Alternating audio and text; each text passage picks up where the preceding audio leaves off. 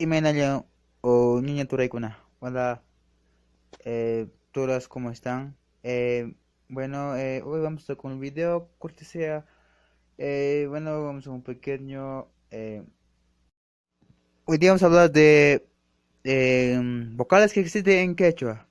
Así que vamos a hablar, vamos a empezar. Así que, mira, ¿sabías que cuántos existían en quechua vocales? Pues existen tres. ¿Cuáles son?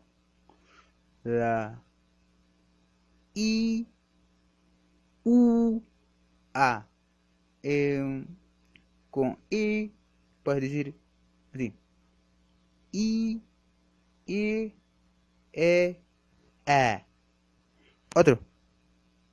Con la U puedes decir U, O, O, A. Es la última, que es la A. A, A, A. Bueno, esos son los vocales que existen en quechua. Así que, bueno, hemos llegado hasta aquí, entonces nos vemos este viernes, porque este viernes hay nuevo video, así que si les gustó el video, dale manito arriba y si estás viendo primera vez, suscríbete a mi canal.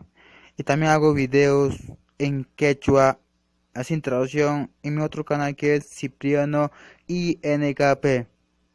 No olvides seguir en redes sociales como Facebook, Twitter, Instagram. Así que nos vemos. Chao, cuídense.